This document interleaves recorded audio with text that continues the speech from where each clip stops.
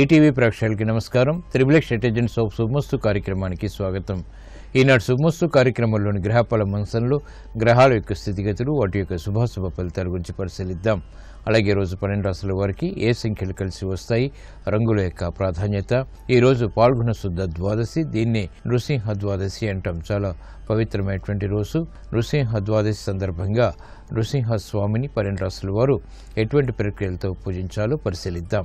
గురువారం సందర్భంగా శ్రీ మహాలక్ష్మి యొక్క అనుగ్రహం కలగాలంటే, ఐశ్వర్య ప్రాప్తి పొందాలి అంటే ఎటువంటి ప్రక్రియలు ఉపకరిస్తాయో తెలుసుకుందాం. ముఖ్యంగా 12 రాశుల వారు ఈరోజు చేపట్టవలసినటువంటి కార్యక్రమాలు ఏమిటో కూడా పరిశీలిద్దాం. ముందుగా నేటి పంచాంగ వివరాలు. శ్రీ దుర్ముఖి నామ సంవత్సరం పాల్గొన మాసం, ఉత్తరాయణం, శిశిర ఋతువు. ఈరోజు పాల్గొన శుద్ధ ద్వాదశి, దీన్ని నృసింహ ద్వాదశి అంటాం. ఈరోజు చేసేటువంటి నృసింహస్వామి యొక్క ఆరాధన, పూజాది కార్యక్రమాలు గ్రహపీడను తొలగించి ప్రశాంతతను పెంచుతాయి. ఈరోజు వారం లక్ష్మీ వారం లేదా గురువారం. ఈరోజు చేసేటువంటి ఆధ్యాత్మిక కార్యక్రమాలు, పుణ్య కార్యక్రమాలు, శ్రీ దక్షిణామూర్తికి చేసేటువంటి పూజాది కార్యక్రమాలు, బృహస్పతి జపం, శనగల దానం, గోసేవ, అన్నదానం, వస్త్రదానం, లక్ష్మీ నృసింహస్వామి యొక్క పూజాది కార్యక్రమాలు గ్రహపీడను తొలగించి ప్రశాంతతను పెంచుతాయి. బృహస్పతి యొక్క అనుగ్రహాన్ని కలిగిస్తాయి. తద్వారా శుభ ఫలితాలు చేకూరుతాయి. ఈరోజు నక్షత్రం పుష్యమి నక్షత్రం. ఈ నక్షత్రంలో 1-2 పాదాల్లో పుట్టినట్లయితే శాంతి తప్పనిసరి. అలాగే ఈరోజు పుష్యమి నక్షత్రంలో పుట్టేటువంటి వారికి శని యొక్క మహాదశతోటి ప్రారంభమవుతుంది. ప్రస్తుతం శని యొక్క స్థితి ధనస్సు క్షేత్ర స్థితి. ఇది అనుకూల లగ్నాల్లో ఆధిపత్యత శుభుడైనప్పుడు మంచి యోగాన్ని కలిగించడంలో బాగా ఉపయోగపడుతుంది. ఇప్పుడు గ్రహాల యొక్క స్థితిగతులను కనుక పరిశీలించినట్లయితే శుక్రుడు యొక్క ఉచ్చస్థితి, చంద్రుడు యొక్క స్వక్షేత్ర స్థితి, కుజుడు యొక్క స్వక్షేత్ర మరియు మూల త్రికోణ స్థితి. ఈ రోజు పుట్టేటువంటి వారికి వారి యొక్క దశల్లో ఆధిపత్యత శుభుడైనప్పుడు చక్కటి యోగాన్ని కలిగించడంలో సమర్థత కలిగి ఉన్నాయి. ఈ రోజు పాల్గొన శుద్ధ ద్వాదశి, నృసింహ ద్వాదశి. చాలా విశేషమైనటువంటి రోజు. నృసింహస్వామి యొక్క ఆరాధన ఉత్తమ ఫలితాన్ని కలిగిస్తుంది. దీర్ఘకాలంగా వేధిస్తున్నటువంటి వ్యాధులకి, అలాగే ఆర్థిక సమస్యలకి, క్లిష్ట సమస్యలకి పరిష్కారాలు నృసింహస్వామి యొక్క ఆరాధన ద్వారా లభిస్తాయి. ఇప్పుడు శుభమస్తు వీక్షిస్తున్నటువంటి ప్రేక్షకులందరికీ శ్రీ లక్ష్మీ నృసింహస్వామి యొక్క అనుగ్రహం కలగాలని ప్రార్థిద్దాం. శ్రీమత్పయోనిధి నికేతన చక్రపాణే భోగీంద్ర భోగమణిరంజిత పుణ్యమూర్తే యోగేశ శాశ్వత శరణ్య భవాబ్ధిపోత లక్ష్మీ నృసింహ మమ దేహి కరావలంబం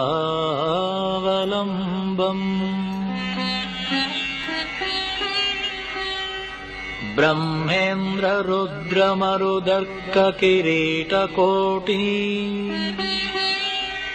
సంఘట్టితాంఘ్రి కమలామలకాంతికాంత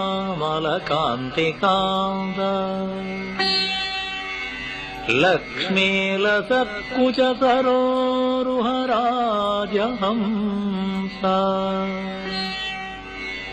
లక్ష్మీ నృసింహ మమ దేహి కరావలంబం.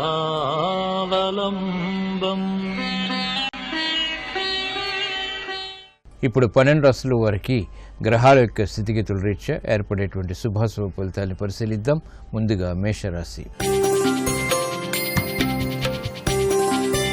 ఈరోజు మేషరాశి వారిని పరిశీలించినట్లయితే ఆరోగ్య విషయంలో ప్రతికూలత తగ్గుతుంది. కోర్టు సంబంధిత వ్యవహారాల్లో చిరు సమస్యలు ఉన్నప్పటికీ నెట్టుకు రాగలుగుతారు. ఆర్థిక వ్యవహారాల్లో ఆచితూచి వ్యవహరించాలి. కుటుంబ సభ్యుల మధ్య ఏర్పడినటువంటి ప్రతికూల పరిస్థితుల్ని అనుకూలంగా మలర్చుకోగలుగుతారు. ప్రతిభతో కూడినటువంటి కార్యక్రమాలు విద్యార్థులకి ఉపకరిస్తాయి. కార్యక్రమ నిర్వహణలో నైపుణ్యం మహిళలు కలిగి ఉంటారు. గృహ సంబంధిత కార్యక్రమాల్లో శుభ ప్రక్రియలు ఉపకరిస్తాయి, ఆనందాన్ని పెంచుతాయి. ఆర్థిక సంబంధిత లావాదేవీల విషయంలో పారిశ్రామిక రంగం వారికి చిరు సమస్యలు ఉన్నప్పటికీ తిరిగి సద్దుమణుగుతాయి. ప్రణాళికలు అమలు చేసేటువంటి ప్రక్రియలు ఆనందాన్ని పెంచుతాయి.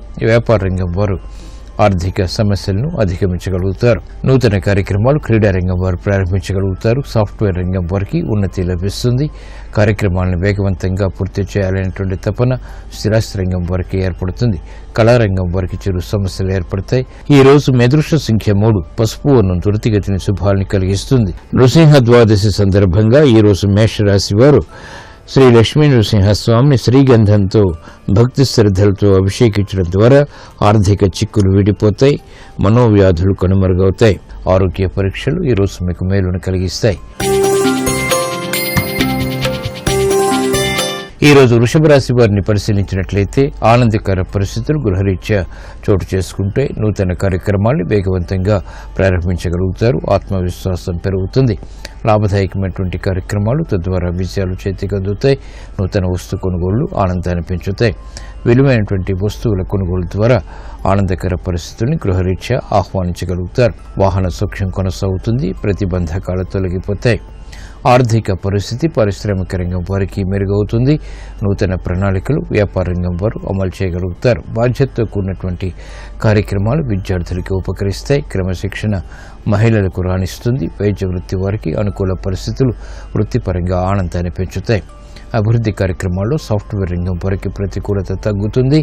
కార్మిక రంగం వారికి అనుకూల పరిస్థితులు వృత్తిలో చోటు చేసుకుంటాయి. ఈ రోజు మీ అదృష్ట సంఖ్య 5. ఆకుపచ్చ వర్ణం రక్షణకి దోహదపడుతుంది. నృసింహ ద్వాదశి సందర్భంగా ఈ రోజు వృషభ రాశి వారు శ్రీ లక్ష్మీ నృసింహస్వామికి పానకం వడపప్పు నివేదన చేయడం ద్వారా శుభ ఫలితాలని ఆహ్వానించగలుగుతారు.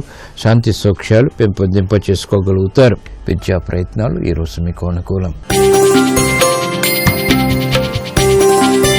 ఈరోజు మిథున రాశి వారిని పరిశీలించినట్లయితే ఆర్థిక పరిస్థితి మెరుగవుతుంది. సంభాషణలు రుచిస్తాయి. స్నేహితుల ద్వారా లబ్ధి చేకూరుతుంది. లాభదాయకమైనటువంటి కార్యక్రమాలు స్థిరాస్తి పరంగా ప్రారంభించగలుగుతారు. అనిశ్చిత పరిస్థితుల్ని దూరం చేసుకునేటువంటి ప్రక్రియలు లాభిస్తాయి. నూతన కార్యక్రమాలు బాధ్యతలు స్థిరాస్తి రంగం వారికి పెరిగినప్పటికీ ఆదాయం కూడా సమాంతరంగా పెంపొందింప చేసుకోగలుగుతారు. అసహన పరిస్థితులు తగ్గుతాయి. కార్యక్రమ నిర్వహణలో క్రీడా రంగం వారికి మెరుగైనటువంటి అవకాశాలు ఏర్పడతాయి. సాఫ్ట్వేర్ రంగం వారికి ప్రతిభ గుర్తింపబడుతుంది. విద్యార్థులకి విజయాలు ఏర్పడతాయి. మానసిక ధైర్యం మహిళలకు పెరుగుతుంది. ఆత్మరక్షణ ఏర్పడుతుంది. కార్యక్రమ నిర్వహణలో ఏకాగ్రతను పెంపొందింప చేసుకోగలుగుతారు. అభివృద్ధి కార్యక్రమాలు క్రీడారంగం వారికి పెరుగుతాయి. వైద్య వృత్తి వారికి అనుకూల పరిస్థితులు ఉంటాయి. కార్యక్రమ నిర్వహణలో బాధ్యతల్ని స్థిరాస్తి రంగం వారు సక్రమంగా నిర్వహించగలుగుతారు. ఈ రోజు మీ అదృష్ట సంఖ్య 5. ఆకుపచ్చ వర్ణం రక్షణకి దోహదపడుతుంది. నృసింహ ద్వాదశి సందర్భంగా ఈ రోజు మిథున రాశి వారు లక్ష్మీ నృసింహస్వామిని తులసి దళాలతో భక్తి శ్రద్ధలతో పూజించడం ద్వారా వేధిస్తున్నటువంటి సమస్యలకు పరిష్కారాలు పొందగలుగుతారు. వాహన కొనుగోలు నిర్ణయాలు ఈ రోజు మీకు అనుకూలం. ఈ రోజు కర్కాటక రాశి వారిని పరిశీలించినట్లయితే ఆరోగ్యంలో మంచి మార్పులు చేకూరుతాయి. అనుకున్నవి సాధించగలుగుతారు. ఉద్యోగ సంబంధిత ప్రయత్నాలు ఫలిస్తాయి. ప్రాధాన్యతను సంతరించుకునేటువంటి అంశాలు గృహపరంగా ఆనందాన్ని కలిగిస్తాయి. క్రమశిక్షణతో కూడినటువంటి కార్యక్రమాల ద్వారా విజయాలు సాధించగలుగుతారు. గతంలో చేసినటువంటి పొరపాట్ల ద్వారా ఏర్పడినటువంటి ప్రతికూలతని అనుకూలంగా మరల్చుకోగలుగుతారు. రుణ ఒత్తిళ్లు తగ్గుతాయి. ప్రశాంతత పెరుగుతుంది. కార్యక్రమాల నిర్వహణలో స్థిరాస్తి రంగం వారికి అనువైనటువంటి నిర్వహణ ద్వారా విజయాలు సిద్ధిస్తాయి. ఉద్యోగస్తులకి శుభ సంఘటనలు చోటు చేసుకుంటాయి. నూతన కార్యక్రమాలు గృహరీత్యా మహిళలు ప్రారంభించగలుగుతారు. సాఫ్ట్వేర్ రంగం వారికి ప్రతికూల పరిస్థితులు తగ్గుతాయి. ఆదాయాన్ని పెంపొందింప చేసుకునేటువంటి మార్గాలు సులభతరమవుతాయి. కళారంగం వారికి అవకాశాలు లభిస్తాయి. సినీ రంగం వారికి ఆగిపోయినటువంటి కార్యక్రమాల్ని పునః ప్రారంభించగలుగుతారు. ఈ రోజు మీ అదృష్ట సంఖ్య 1. ఎరుపు వర్ణం ధైర్యాన్ని కలిగిస్తుంది. నృసింహ ద్వాదశి సందర్భంగా ఈ రోజు కర్కాటక రాశి వారు శ్రీ లక్ష్మీ నృసింహస్వామిని ఎర్రగన్నేరు పూలతో భక్తి శ్రద్ధలతో పూజించడం ద్వారా శత్రు భీతి పోతుంది. కార్యసిద్ధి ఏర్పడుతుంది. ఆర్థిక లావాదేవీలు సంభాషణలు ఈ రోజు మీకు అనుకూలం. ఈరోజు సింహరాశి వారిని పరిశీలించినట్లయితే కార్యక్రమాలను వేగవంతంగా పూర్తి చేయగలుగుతారు. అసహన పరిస్థితులు తగ్గుతాయి. ఆర్థిక ఆందోళన తగ్గుతుంది. ఆర్థిక విజయాలు ఆకస్మికంగా లభిస్తాయి. పట్టుదలతో కూడినటువంటి కార్యక్రమాలు విద్యాపరంగా ఉపకరిస్తాయి. కుటుంబ సభ్యుల మధ్య సఖ్యత పెరుగుతుంది. శుభ పరిణామాలు గృహపరంగా ఆనందాన్ని కలిగిస్తాయి. మిత్రులతో కూడినటువంటి సంభాషణలు కార్యరూపం దాల్చుతాయి. క్రమశిక్షణతో కూడినటువంటి కార్యక్రమాలు పారిశ్రామిక రంగం వారికి ఆర్థిక సత్తువను పెంచుతుంది. కార్యక్రమ నిర్వహణలో నైపుణ్యం మహిళలకు పెరుగుతుంది. స్నేహితుల ద్వారా లబ్ధి వ్యాపార రంగం వారికి చేకూరుతుంది. కార్యక్రమ నిర్వహణలో ఏర్పడినటువంటి ప్రతికూల పరిస్థితులు క్రీడారంగం వారికి అనుకూలిస్తాయి. కార్యక్రమాల్ని వేగవంతంగా పూర్తి చేయగలుగుతారు.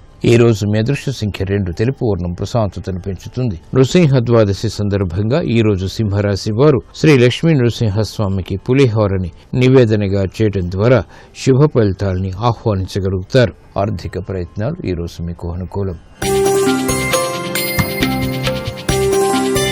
ఈ రోజు కన్యారాశి వారిని పరిశీలించినట్లయితే ప్రయాణాల విషయంలో జాగ్రత్తలు వహించాలి. విభేదాలు ఆకస్మికంగా తలెత్తేటువంటి సంఘటనలు లేకపోలేదు. జాగ్రత్తతో కూడినటువంటి నిర్ణయాలు మాత్రమే ఆర్థికంగా ఉపకరిస్తాయి. ఆరోగ్యంలో మంచి మార్పులు చేకూరుతాయి. ప్రతికూల పరిస్థితులు దూరమవుతాయి. కార్యక్రమ నిర్వహణలో ఆర్థిక విషయాల్లో ఆకస్మిక అనుకూల మార్పులు కూడా లేకపోలేదు. స్థిరాస్తి విషయాల్లో జాగ్రత్తలు పాటించాలి. ప్రతికూలతని ఎదుర్కొనేటువంటి శక్తి సామర్థ్యాలు స్థిరాస్తి పరంగా తగ్గుతాయి. కార్యక్రమ నిర్వహణలో పారిశ్రామిక రంగం వారికి సంబంధ బాంధవ్యాలు మెరుగవుతాయి. వేగవంతమైనటువంటి నిర్ణయాలు వ్యాపార రంగం వారు చేపట్టగలుగుతారు. అనిశ్చిత పరిస్థితులు క్రీడారంగం వారికి తగ్గుతాయి. ప్రతిభ గుర్తింపబడుతుంది. కార్యక్రమాల్లో ఏర్పడినటువంటి ప్రతికూలత స్థిరాస్తి రంగం వారికి తగ్గుతుంది. ఈ రోజు మీ అదృష్ట సంఖ్య 8, నీలపు వర్ణం మేలును కలిగిస్తుంది. నృసింహ ద్వాదశి సందర్భంగా ఈ రోజు కన్యారాశి వారు శ్రీ లక్ష్మీ నృసింహస్వామిని ఎర్ర కుంకుమతో పూజించడం ద్వారా సాహస నిర్ణయాల ద్వారా విజయాలు సిద్ధిస్తాయి. రుణ ప్రయత్నాలు ఈ రోజు మీకు అనుకూలం.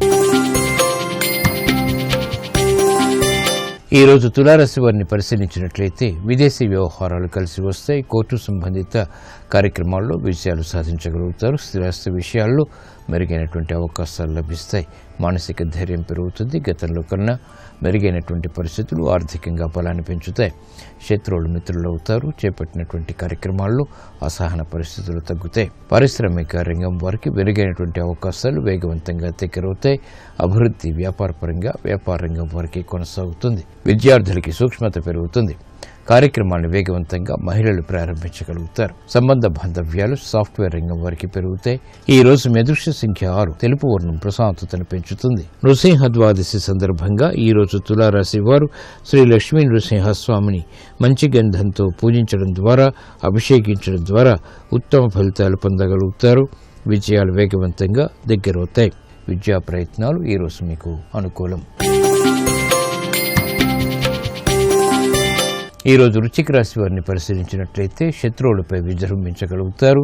ఆర్థిక పరిస్థితి మెరుగవుతుంది. అసహన పరిస్థితులు తగ్గుతాయి.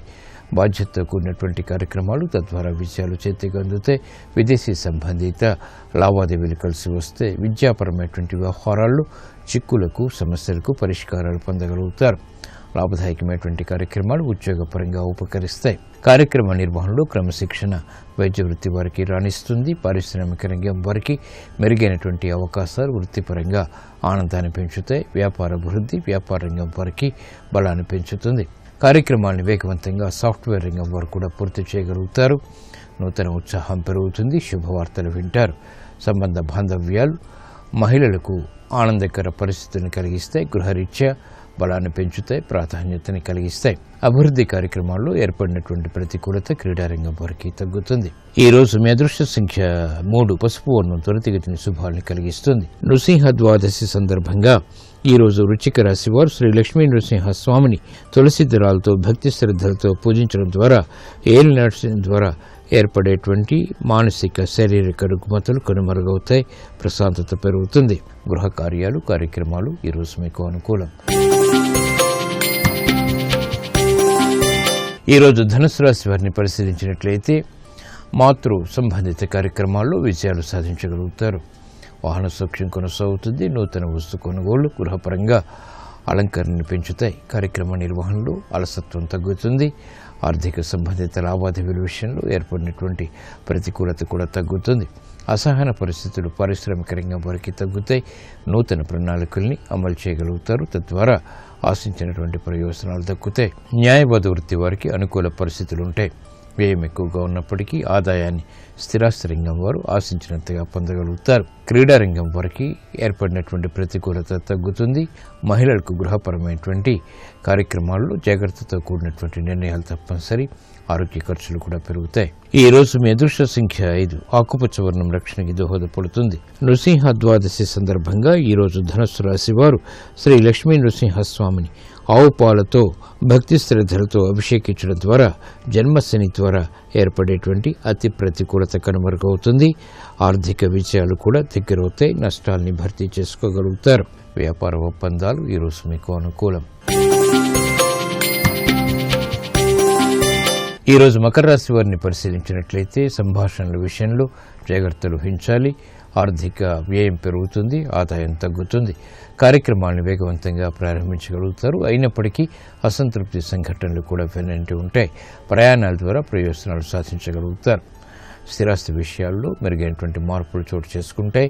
ఆత్మవిశ్వాసాన్ని కూడా పెంచుతాయి. కార్యక్రమాలను వేగవంతంగా స్థిరాస్తి రంగం వారు ప్రారంభించగలుగుతారు. విద్యా సంబంధిత విషయాల్లో విద్యార్థులకి పట్టుదలతో కూడినటువంటి నిర్వహణ ద్వారా మాత్రమే విజయాలు ఏర్పడతాయి.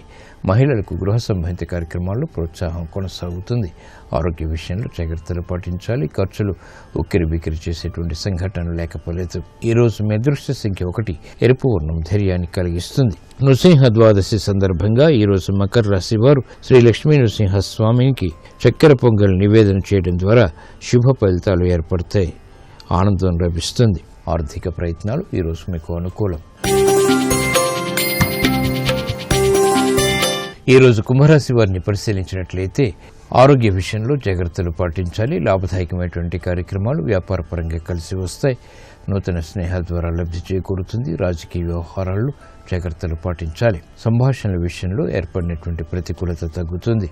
మానసిక ధైర్యం కలిగి ఉంటారు. సాహస నిర్ణయాల ద్వారా కూడా విజయాలు సిద్ధిస్తాయి. ఆర్థిక పరిస్థితి స్థిరాస్తి రంగం వారికి మెరుగవుతుంది. సాహస నిర్ణయాల ద్వారా క్రీడా రంగం వారికి విజయాలు సిద్ధిస్తాయి.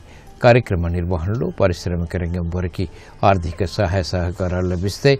విదేశీ సంబంధిత లావాదేవీలు కూడా కలిసి వస్తాయి.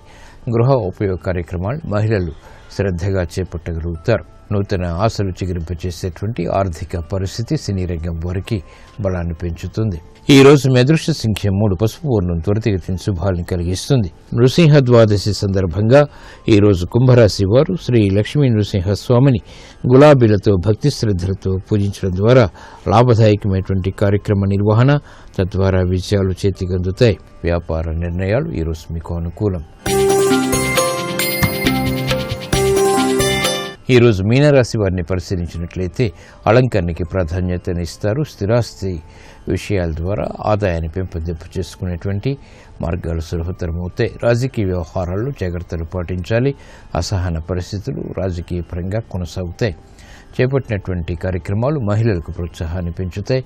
విద్యాపరమైనటువంటి చిక్కుల నుంచి విద్యార్థులకి ఉపశమనం లభిస్తుంది. సంబంధ బాంధవ్యాలు సినీ రంగం వారు కలిగి ఉంటారు.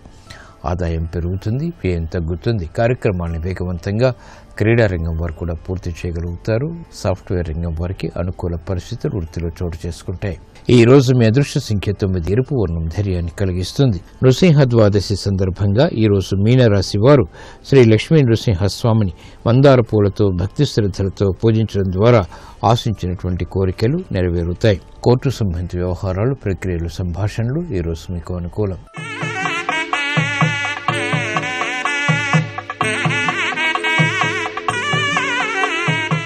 గురువారం మహాలక్ష్మికి ఎంతో ప్రియమైనటువంటి రోజు. లక్ష్మీదేవిని గురువారం నాడు ఆరాధించటం వల్ల ఐశ్వర్య సిద్ధి ఏర్పడుతుంది. గురువారం మహాలక్ష్మిని కలువ పూలతో, మందార పూలతో, చామంతులతో, గులాబీలతో, తెల్లటి పుష్పాలతో పూజించడం ద్వారా శుభ పరిణామాల్ని గృహంలో ఆహ్వానించగలుగుతారు. శ్రీ లక్ష్మీదేవి ప్రధానంగా మందార కుసుమ ప్రియ అనేటువంటి నామంతో కూడా పిలువబడుతుంది. ఆనందమయ జీవితాన్ని కోరుకునేటువంటి వారు గురువారం నాడు లక్ష్మీదేవికి మందారాల్ని ప్రధానంగా సమర్పించడం ద్వారా ఆశించినటువంటి ప్రయోజనాలు ఏర్పడతాయి. అందంగా విరిసినటువంటి 4 రేకులతో, పుప్పొడి సౌందర్యంతో, మందార పూలతో లక్ష్మీ కళ ఉట్టిపడుతుంది. మందారం అంటే సంతోషం కలిగించేదని అర్థం. ఆ పూలతో పూజించడం అంటే అమ్మవారిని, మన కుటుంబాన్ని సౌఖ్యంగా చూడమని అర్థించడమే. మందార పువ్వులతో పూజించాక గురువారం మహాలక్ష్మికి పానకం, వడపప్పు, క్షీరాన్ని నివేదన చేయాలి. ప్రకృతి సహజమైనటువంటి పదార్థాలతో అమ్మవారికి నివేదన చేయడం ద్వారా లక్ష్మీ కటాక్షం సత్వరమే సిద్ధిస్తుంది. ఆనందకర పరిస్థితుల్ని, ఐశ్వర్యకర పరిస్థితుల్ని ఆహ్వానించగలుగుతారు. ప్రతినిత్యం ఆచరించేటువంటి స్నానాలలో సూర్యోదయానికి ముందు చేసేటువంటి స్నానాలే ఉత్తమమైనవి. ఉదయాన్నే స్నానం చేయటం వల్ల 2 ఫలితాలు కలుగుతాయి. ఒకటి దృష్ట ఫలం, మరొకటి అదృష్ట ఫలం. శరీరాన్ని శుభ్రపరచుకోవటం ద్వారా ఆరోగ్యం కలగటం దృష్ట ఫలం. అదృష్ట ఫలం అంటే బయటకు కనిపించనిది. దీని ప్రభావం జీవుని అంతరంగంపై, సంస్కారంపై ఉంటుంది. బ్రహ్మచారులు రోజుకొకసారి, వానప్రస్థులు గృహస్థులు రోజుకి 2 సార్లు, సన్యాసులు రోజుకు 3 సార్లు స్నానం చేయాలని నిర్దేశింపబడింది. తెల్లవారుజామున సూర్యోదయానికి ముందు చేసేటువంటి స్నానాన్ని ఋషి స్నానం అంటారు. దీన్ని ఉదయం 4 గంటల నుంచి 5 గంటల మధ్య ఆచరించాలి. ఇది ఉత్తమ స్నానం. ఉదయం 5 గంటల నుంచి 6 గంటల మధ్యలో ఆచరించేటువంటి స్నానాన్ని దేవస్నానం అంటారు. ఇది మధ్యమైనది. 6 గంటల నుంచి 7 గంటల వరకు ఆచరించేటువంటి స్నానం మానవ స్నానం. ఇది అధమమైనది. ఉదయం 7 గంటల తర్వాత ఆచరించేటువంటి స్నానాన్ని రాక్షస స్నానం అంటారు. కాబట్టి కనీసం ఉదయం 7 గంటల లోపు స్నానాధికాల్ని పూర్తి చేసుకోవటం వల్ల ఉత్తమ ప్రయోజనాలు సిద్ధిస్తాయి.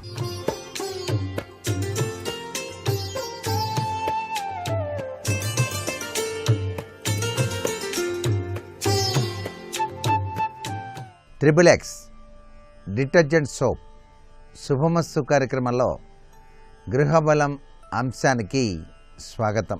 గృహంలోని పూజ గది, ఆ గృహంలో నివసించేటువంటి వారి యొక్క జీవితాలలో అభివృద్ధిని, ఆనందాన్ని ప్రసరింపజేయటానికి నాంది పలుకుతుంది. ప్రతి గృహంలోనూ పూజా గది అనేటువంటిది తప్పనిసరిగా ఏర్పాటు చేసుకోవటం భారతీయ సనాతన సంస్కృతి సంప్రదాయంలో కూడా అది విశిష్ట స్థానాన్ని పొందింది. కాబట్టి ఆ దైవ చింతన కలిగి ఉన్న వ్యక్తుల జీవితాలలో అదృష్టం తప్పనిసరిగా వరించి తీరుతుంది. అంతా ఈశ్వరేచ్ఛ అంటూ మనం నిత్యం కూడాను భగవంతుని అర్చించడానికి గృహంలో తప్పనిసరిగా పూజా మందిరాన్ని ఏర్పాటు చేసుకోవాలి. అది కూడా అదృష్ట ఫలాన్ని ప్రసాదింపచేసుకోవడానికి పూజా గది విషయంలో వాస్తుశాస్త్రరీత్యా పాటించవలసిన నియమాలు కొన్ని ఉన్నాయి. ఆ నియమాల్ని ప్రతి ఒక్కరూ కూడా పాటించినట్లయితే చాలా చక్కటి యోగవంతమైన సత్ఫలితాన్ని సాధించడానికి ఆస్కారం ఉంటుంది. పూజ గది అనేది మెట్ల క్రింది కానీ, టాయిలెట్స్కి దగ్గరగా కానీ ఎటువంటి పరిస్థితుల్లోనూ ఉంచకూడదు. కనిపించే భీము కింద పూజ గది ఉండటం మంచిది కాదు. విగ్రహములు ఉంచేటువంటి బల్ల కొయ్యతో కానీ, సిమెంట్తో కానీ చేయటం మంచిది. గాజుతో చేసినటువంటి బల్ల మాత్రం ఎటువంటి పరిస్థితుల్లోనూ మంచిది కాదు. బల్ల మంచి కొలతలతో చేయబడిందై ఉంచాలి. అలాగే బల్ల మీద అదనపు సామాగ్రి ఏవి కూడా ఉండకూడదు. దేవత విగ్రహాలు కొయ్యతో చేసినవైతే లోపల బోలుగా మాత్రం ఉండకూడదు. అలా ఉండి పూజ చేసినట్టయితే అనర్థం వచ్చి తీరుతుంది అనేటువంటి విషయాన్ని ఇక్కడ బాగా గుర్తుపెట్టుకోవాలి. మనకి వాస్తు దోష నివారణార్థం తెల్ల జిల్లేడు వేరుతో చేసినటువంటి వినాయకుడిని ప్రతి ఒక్క గృహంలో కూడా పూజా మందిరంలో ఉంచుకునేటువంటి సాంప్రదాయం ఉంది. తెల్ల జిల్లేడు వేరు వినాయకుడు ఏ ఇంటిలో అయితే ఉంటుందో తెలిసి తెలియక చేసినటువంటి వాస్తు దోషాలన్నీ కూడా పటాపంచలైపోతాయని కదా శాస్త్రం.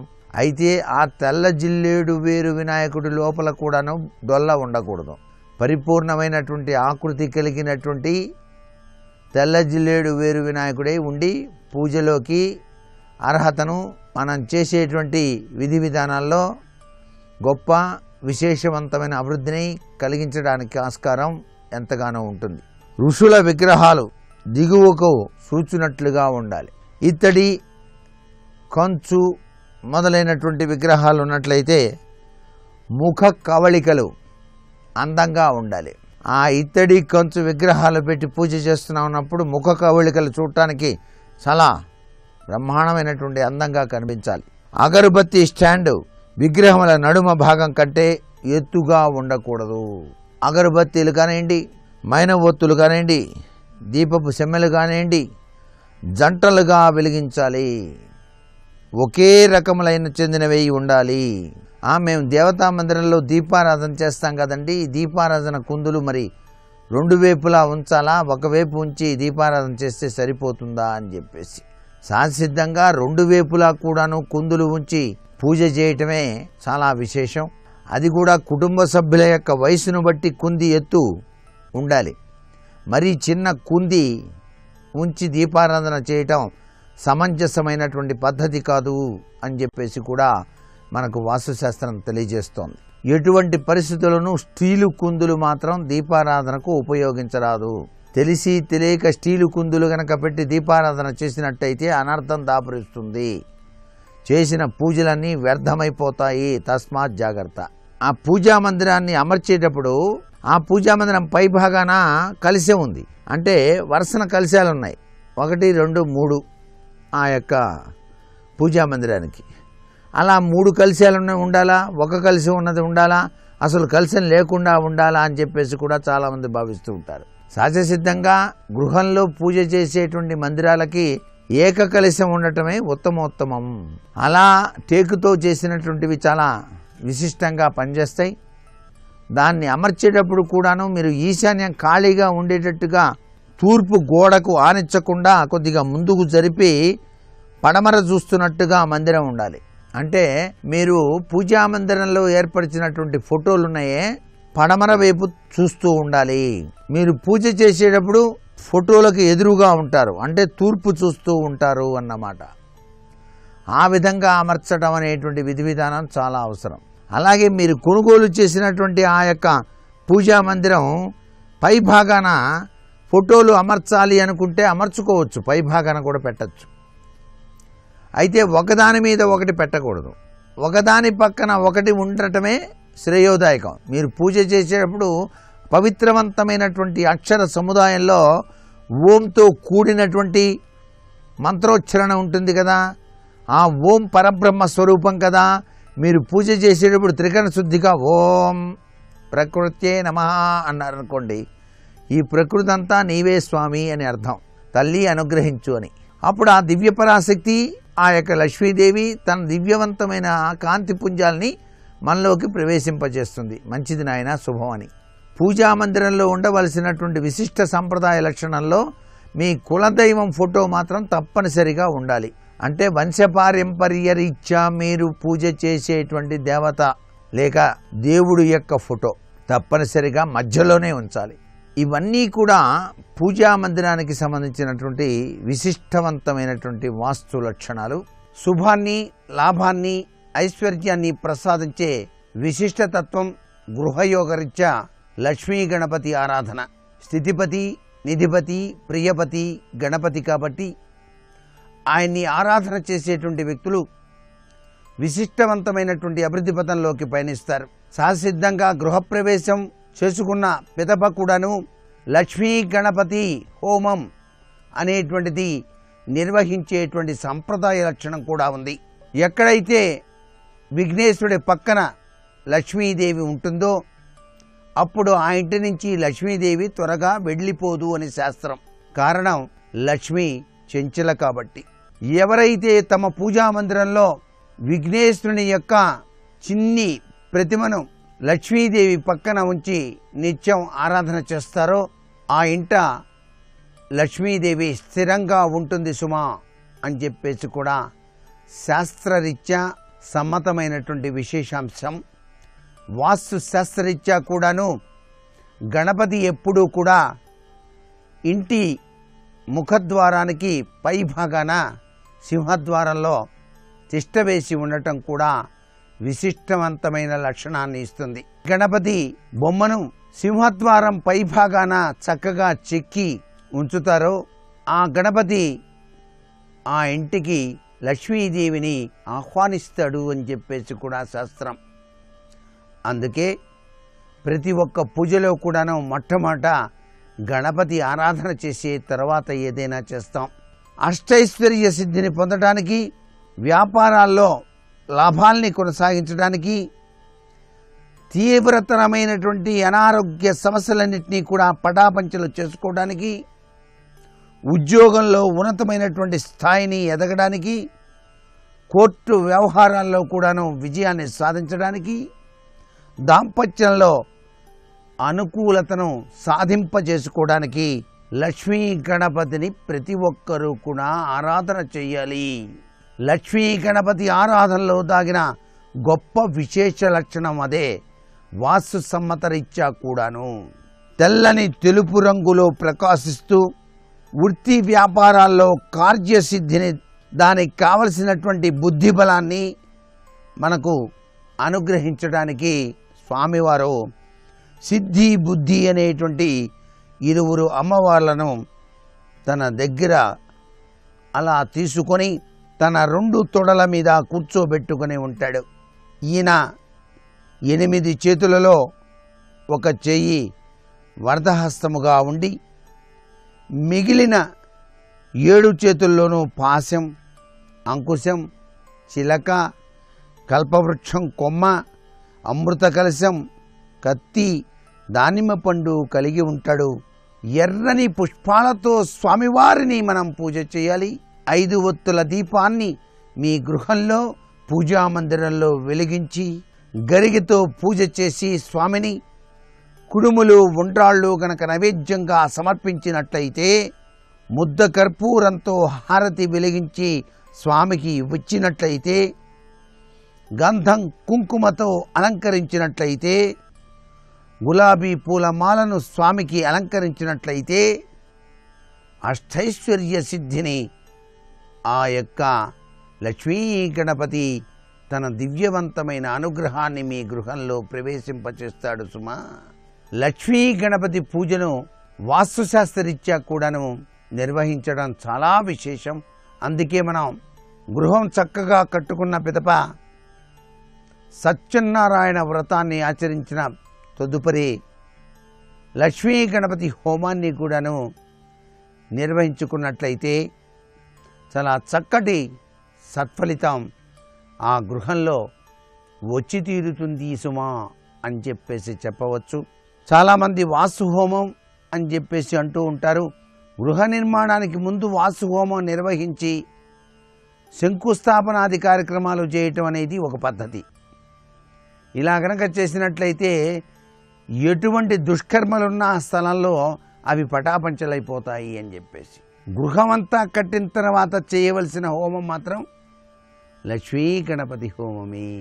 అట్లాగే వ్యాపార సంస్థలు అభివృద్ధి పథంలోకి పయనింప చేసుకోవడానికి కూడా కొత్తగా నూతన సంస్థను ప్రారంభించే ముందు ఆ యొక్క గృహప్రవేశానంతరం వ్యాపార సంస్థలోకి ప్రవేశించిన అనంతరం బుధవారంగా చూసి లక్ష్మీ గణపతి హోమం గనక నిర్వహించినట్లయితే ఆ వ్యాపారం దినదినాభివృద్ధి చెందుతుంది. గణేశుని యొక్క దివ్యమంగళ తత్వరీత్యా అని చెప్పేసి లక్ష్మీ గణపతి కదా ఆయన. అందుచేత సిద్ధి బుద్ధి ప్రదాత. ఈ బుద్ధి చక్కగా పనిచేసి మనం అనుకున్నటువంటి ఆ బుద్ధికి తగినటువంటి ధన సంపాదన ఇచ్చేటువంటి లక్షణం వస్తుంది. కాబట్టి ఆయన సిద్ధి బుద్ధి అనేటువంటి భార్యలు ఆయనకున్నారు అని శాస్త్రం. ఇంతటి మహిమాన్వితమైనటువంటి తత్వం ఇక్కడ వాస్తుశాస్త్రంలో కూడా విశిష్ట స్థానాన్ని పొందింది అని చెప్పేసి ప్రతి ఒక్కరూ గుర్తెరిగి గనక ఆచరించినట్లయితే సర్వజనావళికి కూడాను శుభం కలిగి తీరుతుంది సుమా. ప్రతినిత్యం కూడా పరమేశ్వరునికి మారేడు దళాలు గనక సమర్పించినట్లయితే గృహిణి కానీ ఇంటి యజమాని కానీ గృహంలో అష్టైశ్వర్య సిద్ధి కలిగి తీరుతుంది. అలాగే గణపతి విగ్రహాలన్నింటినీ కూడాను సమకూర్చేటువంటి లక్షణాలు కొంతమందికి ఉంటాయి. మొత్తం 32 గణపతులు. ఆ 32 గణపతులు కూడా మా ఇంట్లో ఉంటే బాగుండును అని చెప్పేసి భావన చేసేటువంటి వాళ్ళు షోకేసుల్లో పెట్టుకోవచ్చు, కానీ పూజామందిరంలో పెట్టి నిత్యం పూజ చేయటం కుదరదు. ఎప్పుడూ కూడా పూజామందిరంలో పూజ చేయవలసింది ఒక్క గణపతికి. దేదీప్యవంతమైనటువంటి తత్వంలో నోములు వ్రతాలు ఆచరించేటప్పుడు పసుపుతో చేసినటువంటి గణపతిని మొట్టమొదటిసారిగా పూజ చేసే సంప్రదాయం ఉంది. అందుచేత పసుపు గణపతిని పూజ చేసి తర్వాత మిగతా పూజలు నిర్వహించడం తప్పనిసరిగా జరుగుతూ ఉన్నటువంటి విధి విధాంశం. మరికొన్ని ముఖ్య విషయాలు రేపటి శుభమస్తు కార్యక్రమంలో తెలుసుకుందామా? మరి సర్వే జనా సుఖినో భవంతు.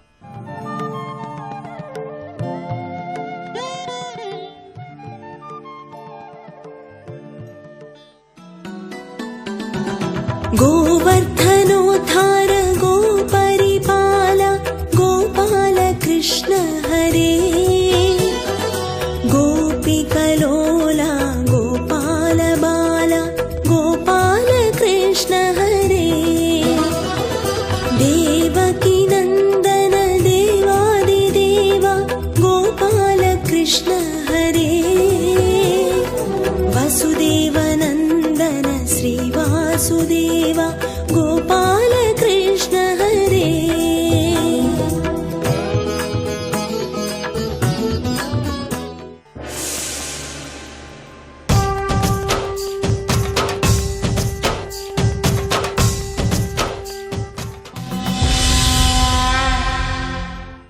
పరమాత్మ చేసినటువంటి నృత్యం చాలా సౌకర్యములతో కూడుకున్నటువంటి రంగస్థలం కాదు. కాళీయుడనబడేటటువంటి ఒక ఘోరమైనటువంటి సర్పము యొక్క 101 పడగలు. ఆ పడగల మీద ఆ పాము యొక్క తోక పట్టుకొని ఒక్కొక్క పడగ తొక్కుతుంటే పడగ కిందకెడుతుంటే పైకున్న పడగ మీదకి ఎగురుతూ ఆయన చేసినటువంటి తాండవం, ఆయన చేసినటువంటి నృత్యం లోక ప్రఖ్యాతిని పొందింది. వెస దామోదరు పాదఘాతనగతుల్ వివేల చందంబులన్ ప్రసభాటోపము చూపపణ భృచ్చటామండలంబ సహంబై పగిలెన్ మణుల్ చెదరగా నాస్యంబులన్ సునితంబెసగన్ దంస్ట్రలును గుగాగ గరళవహ్నిజ్వాలికల్ వెల్వడన్ అంటారు. ఆ కాళీని యొక్క పడగలు బద్దలైపోయి అందులోంచి మణులన్నీ కూడా చెల్లాచెదరైపోతుంటే ఆయన యొక్క నోట్లోంచి విషం అగ్నిస్వరూపంగా కక్కుతుంటే పడగ దిగిపోతున్న పడగ మించి పైకున్న పడగ మీదకి ఎగురుతూ చిరునవ్వుతో బాలకృష్ణుడు అంత అందమైనటువంటి నృత్యం చేశాడు. యమునా వీచి మృదంగ వాద్యములు మ్రోయం తీర గోపౌఘర్ష ధనితంబు గేయముగా జించత్కాళి తవ్యాళి రంగ తరంగ తలంబునన్ పటుగతిన్ కంజాక్షు నిర్మర్ద నాట్యము హృద్యాద్భుత భీమమై పరగ దివ్యశ్రేణి చూచందివిన్ అన్నారు. ఆ తీరంలో ఉన్నటువంటి బాలబాలికలందరూ కూడా సంతోషంతో కేకలు వేస్తుంటే అవన్నీ కూడా పాటలుగా మారిపోయాయి. యమునా నదీ తరంగముల యొక్క సవ్వడి ఆయనకి మృదంగ వాద్యమైంది. పాము పడగల మీద తాండవం చేస్తున్నవాడు ముఖం మీద చిరునవ్వు వాడకుండా తాండవం చేశాడు. అందుకే మన్మూర్ధిని కాళీయపణే వికటాటవీషు శ్రీవేంకటాద్రి శిఖరే సరిసశ్రుతీనాం చిత్తేప్యనన్య మనసాం సమమాహితౌతే శ్రీవేంకటేశ చరణౌ శరణం ప్రపద్యే అని ఇప్పటికీ వెంకటేశ్వర సుప్రభాతంలో శరణాగతి చేసినప్పుడు ఆయన కాళీయుని యొక్క భయంకరమైన పడగల మీద నృత్యం చేసినటువంటి సన్నివేశాన్ని ఆవిష్కరిస్తారు. అలా ఆయన లాంటి గొప్ప నృత్యం చేసిన వాడు కనపడడు.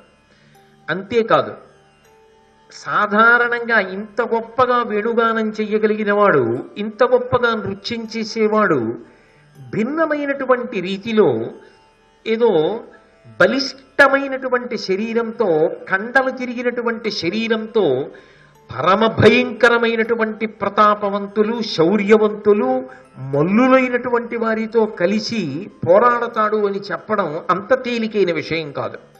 కానీ చిన్ని కృష్ణుడు చాణూర ముష్టికులనేటటువంటి మల్లులతో గొప్ప మల్లయుద్ధం చేశాడు. కంసుడి యొక్క అంతఃపురం దగ్గరికి వెళ్ళినప్పుడు మొట్టమొదట వాళ్ళు ఎదురొచ్చారు.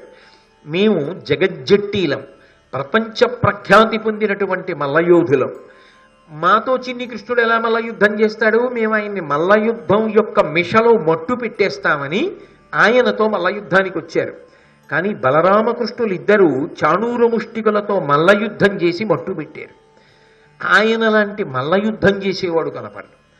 ఆయనలా సారథ్య ప్రౌఢి కలిగిన వాడు కనపడడం. ఆయనలా సారథ్యం చేయడం అంటే సామాన్యమైన విషయం కాదు. ఆ రోజులలో ఆయనతో సమానమైనటువంటి సారథ్య ప్రౌఢి కలిగినటువంటి వాడు శల్యుడొక్కడే. కానీ పొగట్టకి లొంగిపోయే బలహీనత కలిగినటువంటి శల్యుడు తాను సారథ్యం చేసిన రథి అయినటువంటి కర్ణుడి యొక్క మరణమునకు కారణమయ్యాడు. అదే కృష్ణ పరమాత్మ సారథ్యం చేస్తే లోపల ఉన్నటువంటి అర్జునుడు పరమక్షేమంగా విజయాన్ని సాధించగలిగాడు. అందుకే లోకంలో ఎక్కడైనా సరే అద్భుతమైనటువంటి సారథి, లోపల కూర్చున్న వాణ్ణి రక్షించగలిగిన రీతిలో వాహనాన్ని నడిపేవాడు అంటే మనకి మొట్టమొదట జ్ఞాపకానికి వచ్చేవాడు ఎవరు అంటే కృష్ణ పరమాత్మే జ్ఞాపకానికి వస్తాడు. అంతేకాదు, నేను అంత గొప్పగా సారథ్యం చేస్తాను అని చెప్పడానికి తత్సంబంధంగా ఆ విషయం స్ఫురణకొచ్చేటట్టుగా ఆయన ఒక పేరు ఉంచుకున్నాడు, పార్థసారథి అని పేరు పెట్టుకున్నాడు. అలాగే ఆయనంత గొప్పగా రాయబారం చెప్పగలిగిన వాడు లోకంలో లేడు. అందుకే పాండవ దూత అని ఆయనకు ఒక పేరు. రాయబారానికి వెళ్ళడం అంటే అంత తేలికైన విషయం కాదు. అందున దుర్యోధనాదుల వంటి వారి దగ్గరికి వెళ్ళి మంచి మాటలు చెప్పాలి అంటే వినే స్వభావం ఉన్నవాళ్ళు కారు. అన్నిటినీ మించి కృష్ణుణ్ణే జాగ్రత్తగా పట్టుకుని మట్టు పెట్టేద్దామనేటటువంటి క్రూరమైనటువంటి ఆలోచన కలిగిన వాళ్ళు. అటువంటి వారి దగ్గరికి వెళ్ళి విశ్వరూప సందర్శనం వారందరికీ యోగ్యులైన వారికి ఇచ్చి తిరిగి వచ్చినప్పటికీ కూడా భీష్ముడు అదే దుర్యోధనుడి యొక్క తండ్రి ధృతరాష్ట్రుడు మేము కృష్ణ పరమాత్మ యొక్క విశ్వరూప సందర్శనం చేశామని చెప్పారు దుర్యోధనుడికి. ఏమర్థం అవ్వాలప్పుడు దుర్యోధనుడికి? కృష్ణుడు సామాన్యుడు కాడు, కృష్ణుడు సాక్షాత్ పరమేశ్వరుడు. అటువంటి పరమేశ్వరుడైనటువంటి కృష్ణుడు చెప్పిన మాటలు వినకపోతే ఇక నా బ్రతుకు ఎలా శోభస్కరమవుతుంది, ఎలా ఫలవంతమవుతుంది? కాబట్టి బుద్ధి తెచ్చుకొని నేను ఆయన చెప్పిన మాటలు విందామన్న ఆలోచన రావాలి. రాయబారానికి వెళ్ళిన వాడు ఎవడైనా చాలా బాగా మాట్లాడగలడు, కానీ రాయబారానికి వచ్చిన వాడిని బాగా మాట్లాడటం కాదు, సారవంతమైన మాటలు చెప్పడం కాదు.